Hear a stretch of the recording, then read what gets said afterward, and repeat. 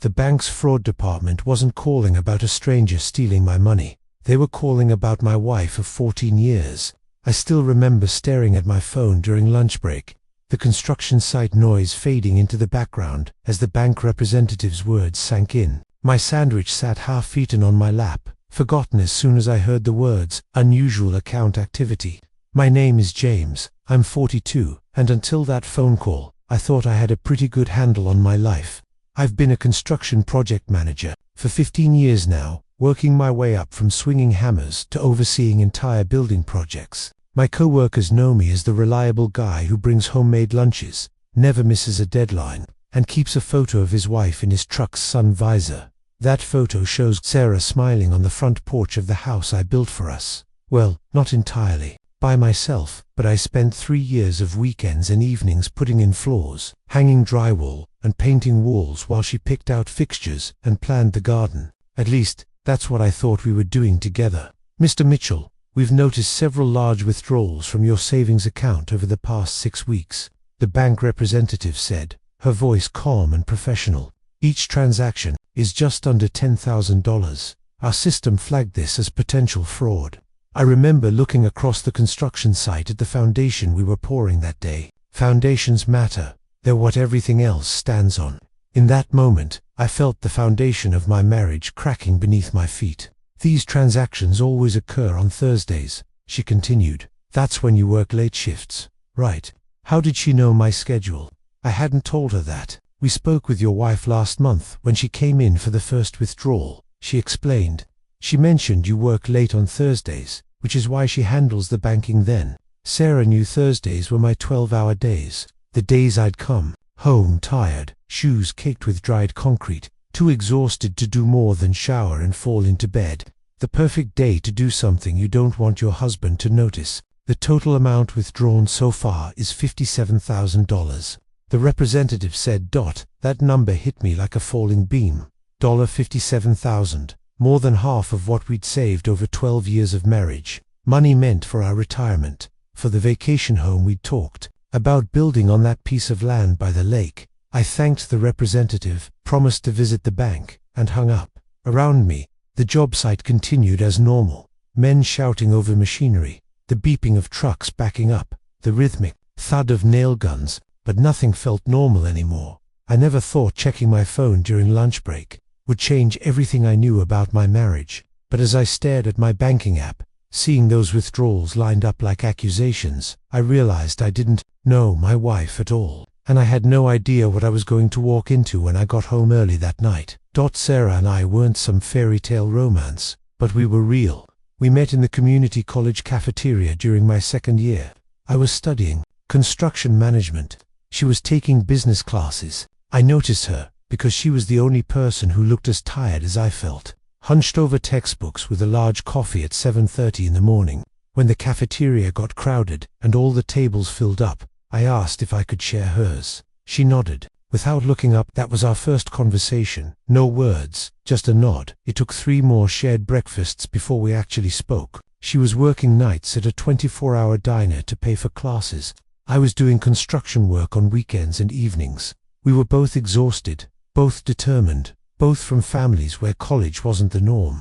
Maybe that's why we clicked. We recognized the same hunger in each other. Our first date wasn't fancy. I took her to a diner, not the one where she worked, and we both ordered the cheapest thing on the menu. I still remember how she laughed when I admitted I'd calculated exactly how many hours of work this meal would cost me. 4 hours of hanging drywall for 2 hamburgers, I'd said. She'd reached across the table and touched my hand. Worth every minute, she'd replied. We moved in together after a year.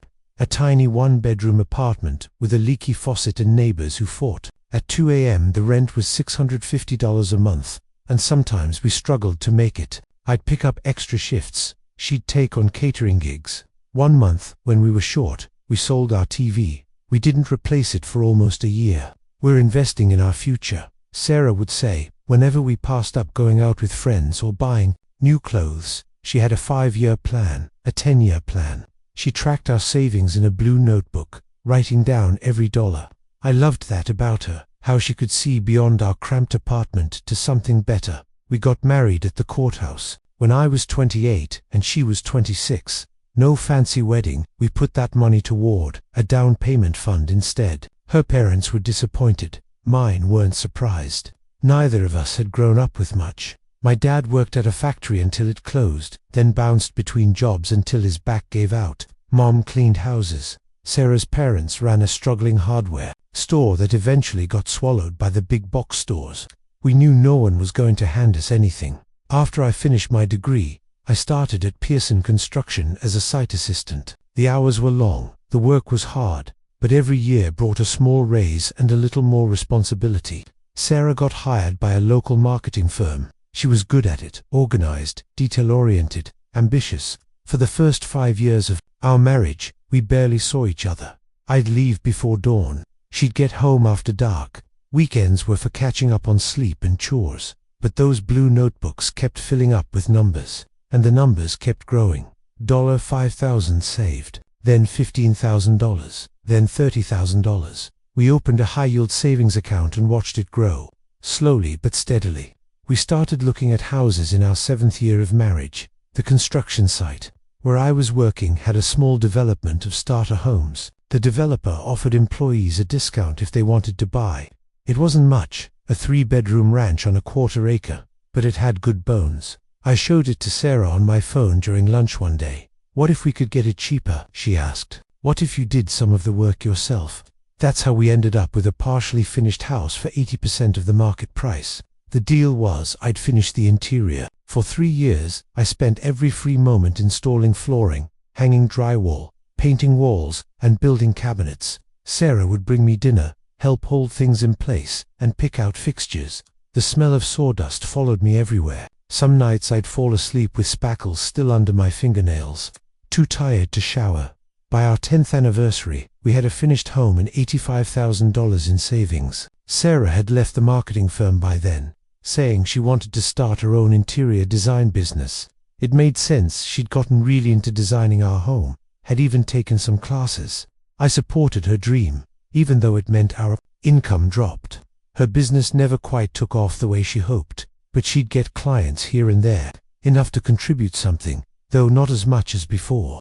"It's fine," I'd tell her when she got frustrated. "We're still saving. We're still on track." By last year, we had $127,000 saved, enough that we'd started looking at lots by the lake, dreaming of that vacation cabin we'd build someday, maybe even retire there. I got promoted to project manager 3 years ago. Better pay, more responsibility, longer hours. Thursday became my late day site inspections, vendor meetings, paperwork. I'd leave at 5 a.m. and get home after 7 p.m. Too tired to do anything but eat whatever Sarah had left in the microwave and fall into bed.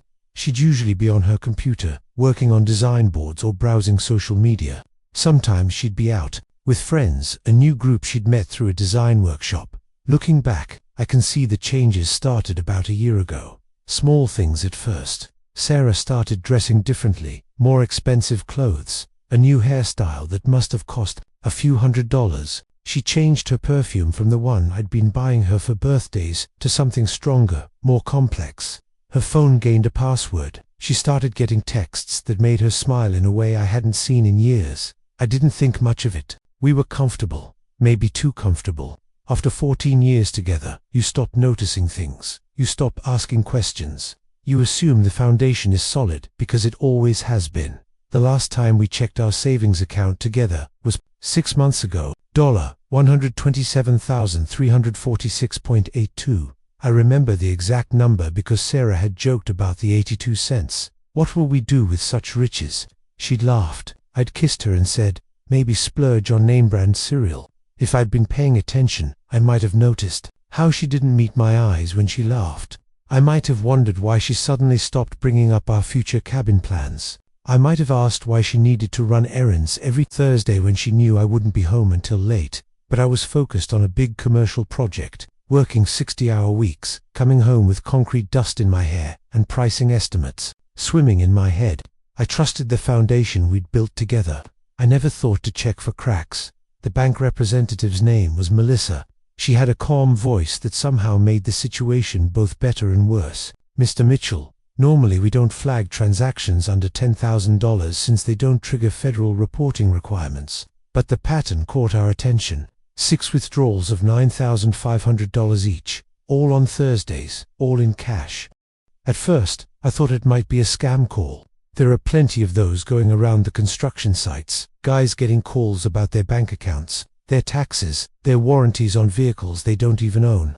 I asked her to verify some information that only my bank would know. You opened this account on March 17, 2011. Your last deposit was your paycheck for $3,842.76. On the 1st of this month, you have automatic payments set up for your mortgage on the 15th. My stomach tightened. This was real. Let me check online, I said, pulling up the banking app on my phone. There they were, 6 withdrawals, each for $9,500, all on Thursdays, all processed at the branch near our house, all with Sarah's signature on the withdrawal slips, which Melissa emailed to me while we were on the phone. Your wife came in person each time, Melissa explained. The teller remembered her because of the large cash amounts. When we asked about the purpose, she mentioned home renovations and wanting to pay contractors in cash for a discount. We weren't doing any renovations. The house was finished. Perfect, even with the new kitchen backsplash Sarah had installed last fall. Mr. Mitchell, are you authorizing these withdrawals? Melissa asked. No, I said, the word feeling strange in my mouth. No, I'm not. After the call, I sat in my truck for 20 minutes, staring at nothing. Then I texted my site foreman that I had a family emergency and needed to leave. He didn't ask questions. In 15 years, I'd never left a job site in the middle of the day. I drove home slowly, like I was approaching a strange dog that might either wag its tail or bite. Our house looked the same from the outside. The blue-gray siding I'd installed myself, the flower boxes Sarah had planted with bright red geraniums, normal, ordinary, a lie. I used my key quietly, though I don't know why. It was my house too. Inside, I heard music coming from upstairs, something upbeat I didn't recognize. I followed the sound to our bedroom. Sarah was standing in front of the full-length mirror, wearing a black dress I'd never seen before, tags still hanging from the sleeve, expensive-looking heels on her feet, hair done up like she was going somewhere special. Not like a woman planning to spend Thursday evening alone while her husband worked late. She saw my reflection in the mirror and spun around, her hand flying to her throat. James, what are you doing home?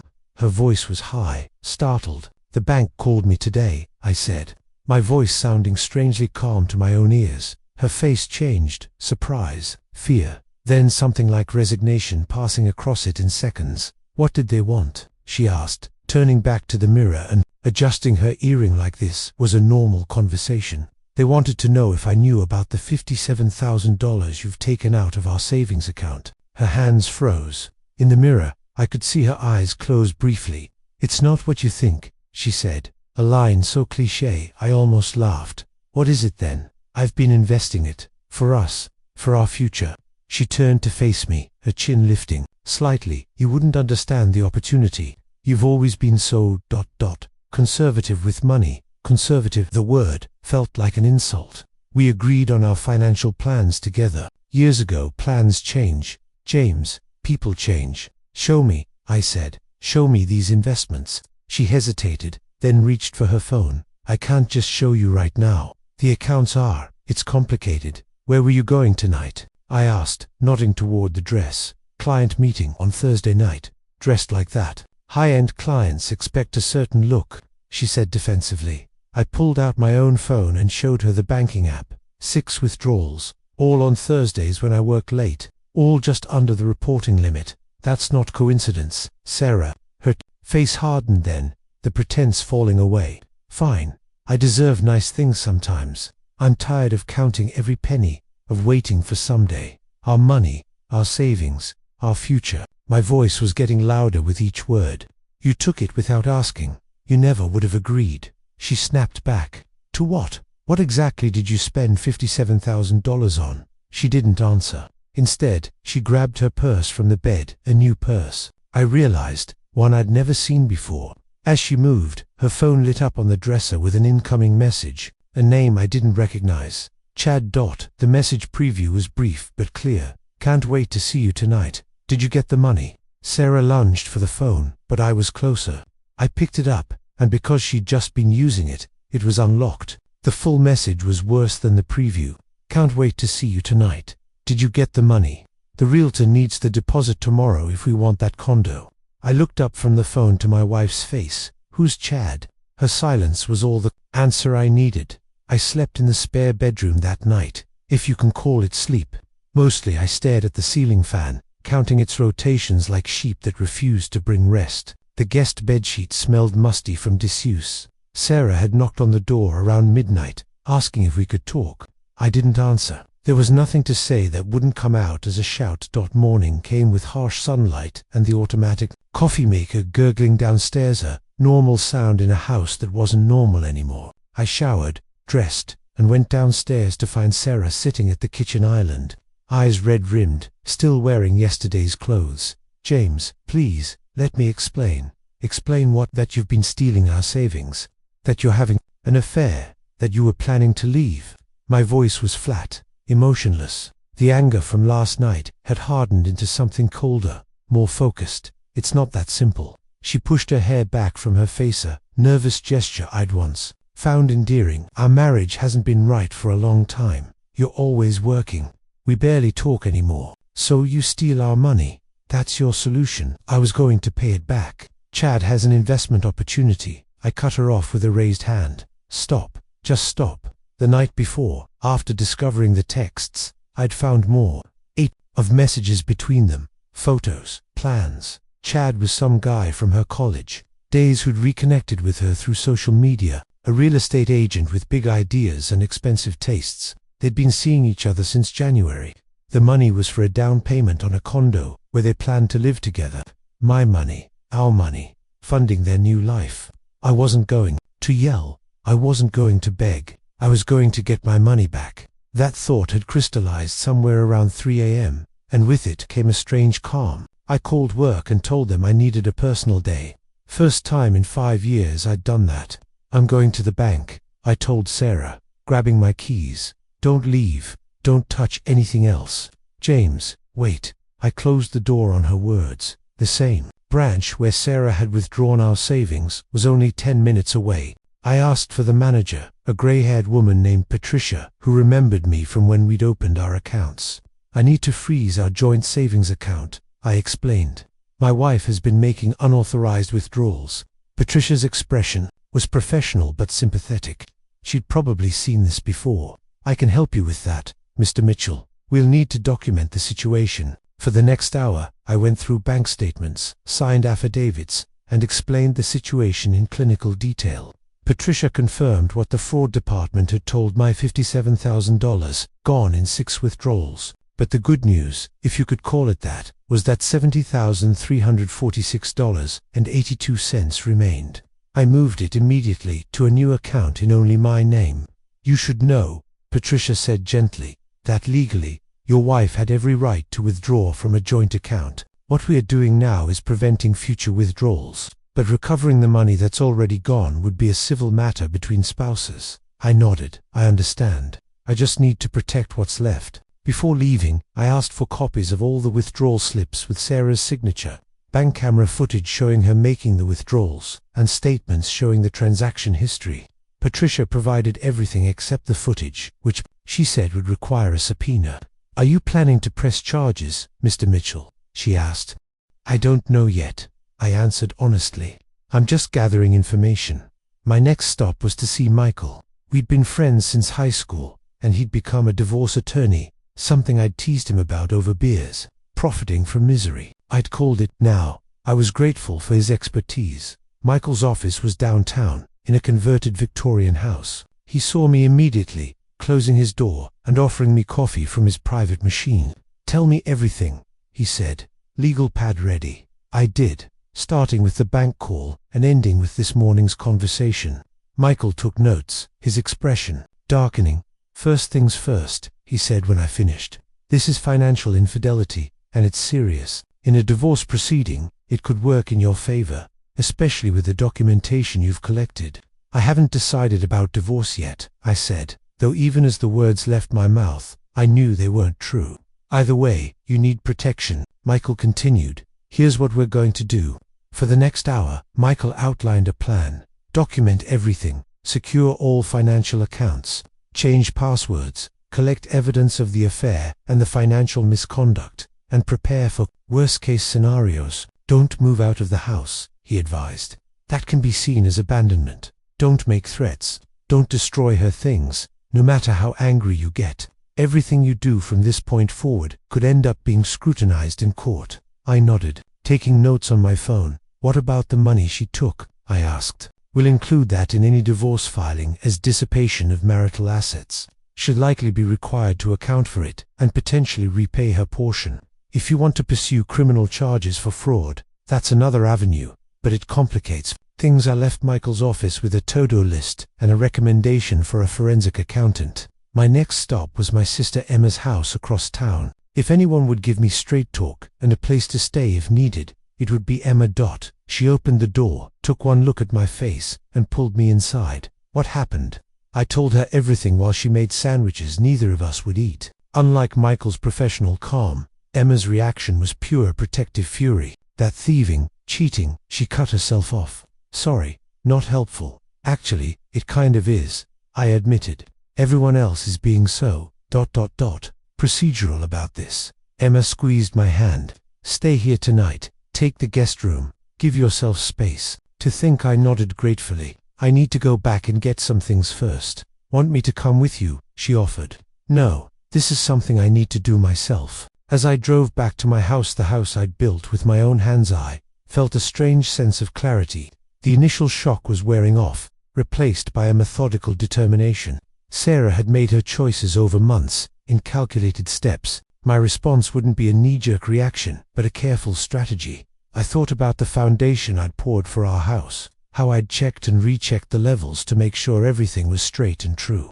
The marriage built on that foundation might be crumbling, but I still knew how to build things properly. 14 years of trust was gone, but I still had something she didn't expect. This thought came to me as I pulled into our driveway, seeing Sarah's car still there. I would be deliberate, I would be thorough, and in the end, I would rebuild my life, with or without the woman who thought she could steal it from me. 3 days after discovering Sarah's betrayal, I was staying at Emma's house but returned daily to collect more of my things and document our assets.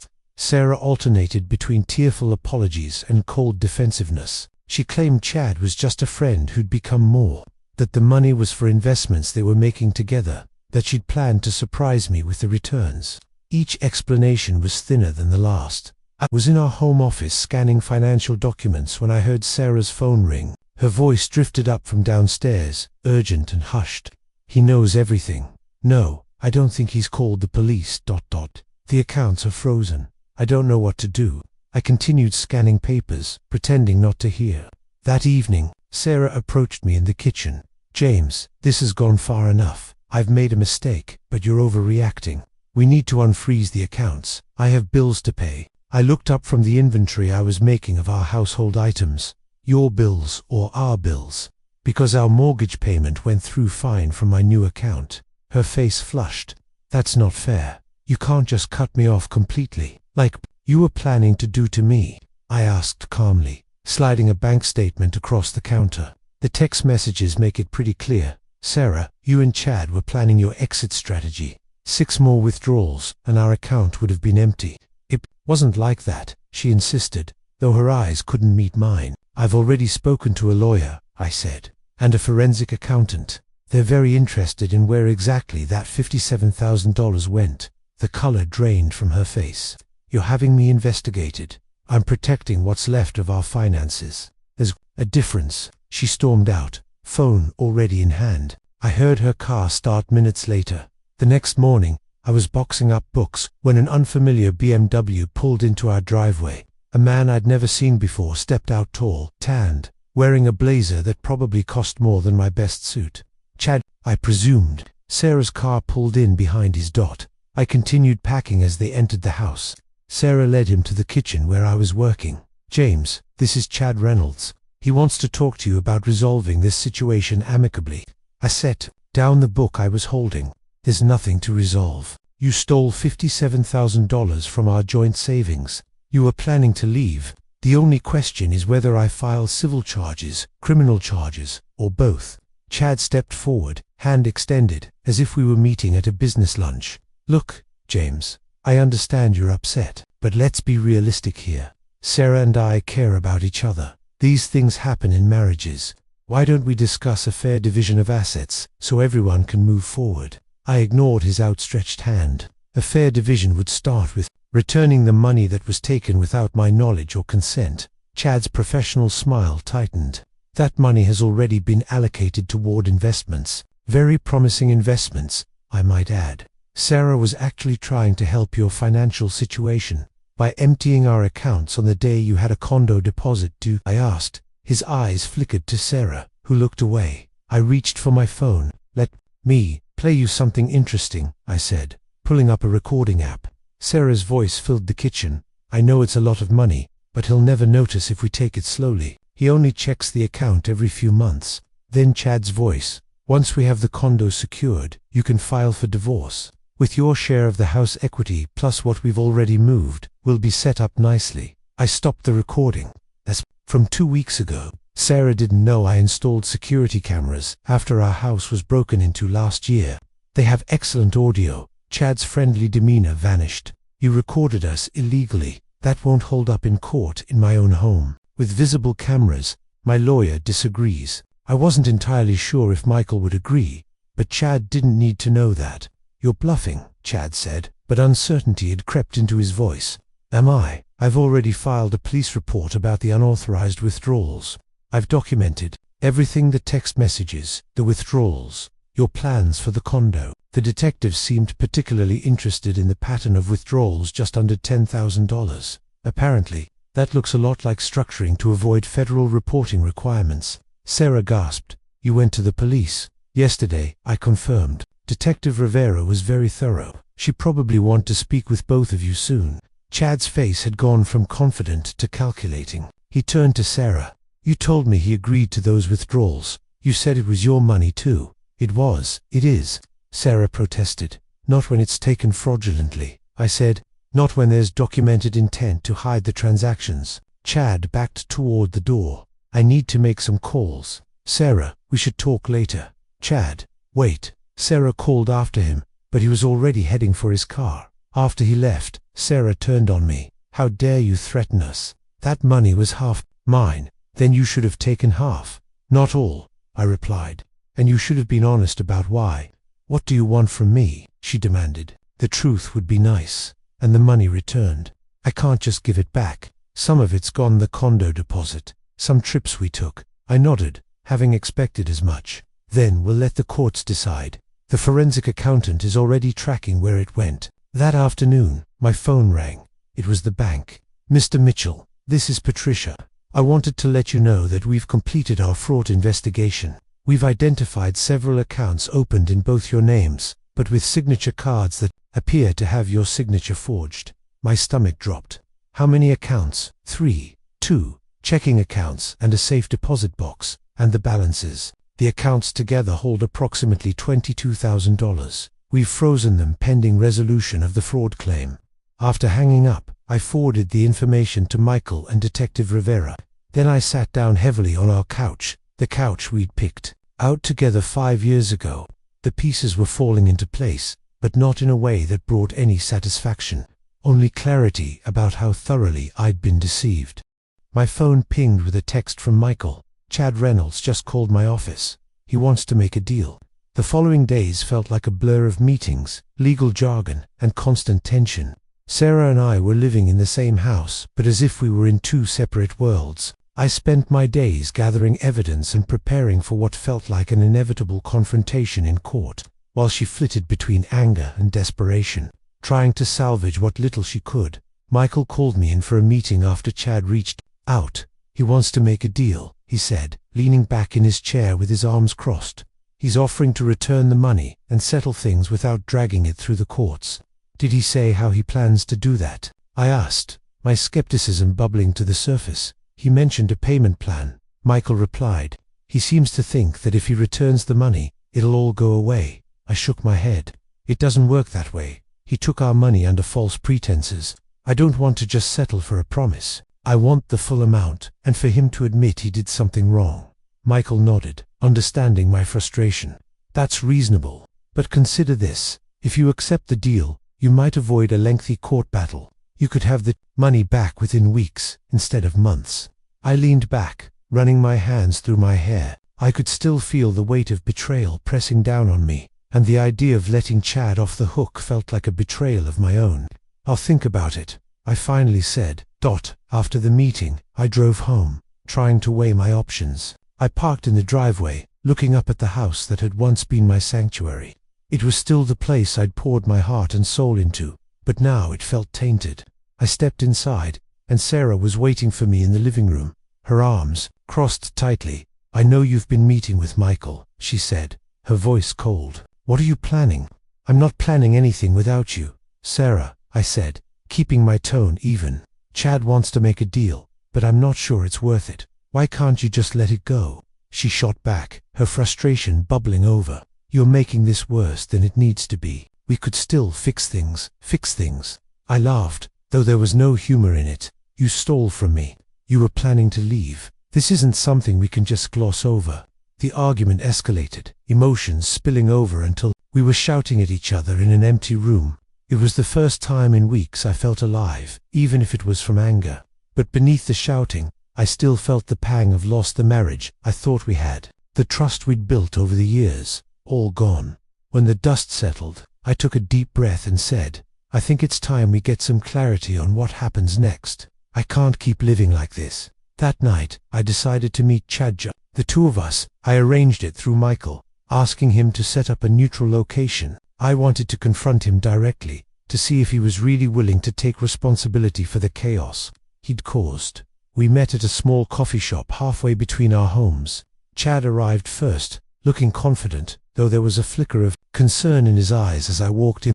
I could see he was trying to gauge how angry I was. James, he said, extending his hand, but I didn't take it. Instead, I sat down across from him, my expression flat. I'm here to talk about what you did to my family, I said, cutting straight to the point. Listen, I understand you're upset, he started, but I interrupted. Upset doesn't begin to cover it. You stole from me, from us. You manipulated Sarah into this, and now you want to settle. You think you can just pay me off and walk away. Chad's demeanor shifted slightly. I didn't force her to do anything. She made her own decisions.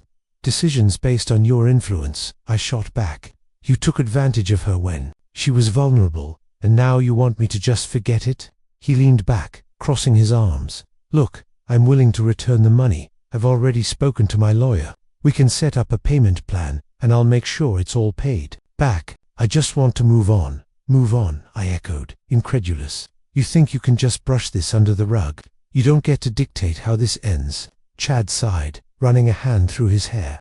I just thought we could resolve this without getting lawyers involved. It's going to get messy, and I don't want that for either of you. Messy. I leaned in, my voice low. What do you think it's been for me, for Sarah? You've turned our lives upside down, and now, you want to pretend it didn't happen? He looked away, and I could see the tension in his body. Okay, fine. What do you want? I want you to admit what you did, I said firmly. I want you to understand that your actions have consequences. I want you to sign a legal document stating that you defrauded both of us, and that you will repay the full amount immediately. Chad opened his mouth to protest, but paused. I could see the wheels turning in his mind. Finally, he nodded slightly. Okay, I'll do it. Just, let's keep this out of the public eye. Agreed, I replied, but I knew this was only the first step. We left the coffee shop with a tentative agreement. Chad would return the money and sign the admission of guilt, which Michael would prepare. I didn't trust him completely, but I felt empowered. In the following weeks, the legal paperwork moved quickly. Chad returned the money and signed the documents without argument. I felt a sense of closure as I watched the funds return to my account, the numbers shifting back to where they belonged. As for Sarah, we had strained conversations about what had happened. She expressed regret, but I could see the hurt in her eyes, knowing that our marriage was forever altered. We agreed to separate for a while, to give each other space to process everything. The day I received confirmation that the funds were securely back in my account, I felt both relief and a lingering emptiness. Yes, I had reclaimed my financial security, but the emotional toll lingered. Sarah and I were living under the same roof, but I knew we were not the same couple we once were. I set up an appointment with a therapist and began to explore what the next chapter of my life would look like. The foundation was cracked, but I could still rebuild. I didn't know what would come next, but I was determined to make sure it was stronger and more resilient than before. As I stood in the living room, looking around at the house I had built, I felt a sense of resolve. I wouldn't allow this betrayal to define me. I would move forward one step at a time, and for the first time in a long while, I felt hopeful about what that might look like. 6 months have passed since the bank called me about unusual activity in our account. 6 months since the foundation of my life cracked open. The seasons have changed, summer fading to fall, and now winter approaching. And I've changed in ways I'm still discovering. Sarah moved out 3 months ago. The divorce will be finalized next month. In the end, she agreed to a settlement that acknowledged the financial misconduct. The house is mine. Now the judge agreed that since I built much of it with my own hands and Sarah had already taken a significant portion of our savings, equity favored me keeping the property. The first few weeks alone in the house was strange. I'd walk into rooms and expect to see her there. The silence felt accusatory, as if the house itself was asking where she'd gone. But slowly, I've been reclaiming these spaces. I painted the bedroom a deep blue, something Sarah always vetoed. I converted her office into a workshop, where I've started building furniture on weekends.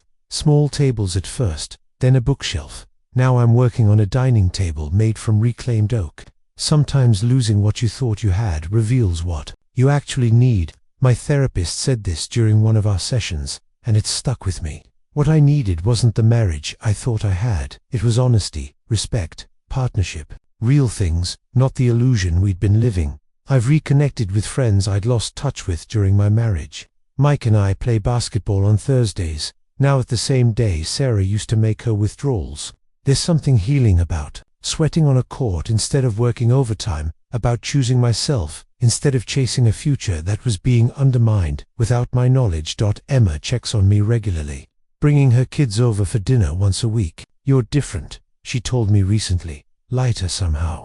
I know what she means. The anger that consumed me those first few months has faded. I don't wake up thinking about Sarah and Chad anymore. I don't replay the confrontations or second-guess my decisions. The bank statements don't make my stomach twist when they arrive. I've heard through mutual friends that Chad's real estate brokerage let him go after they learned about the situation.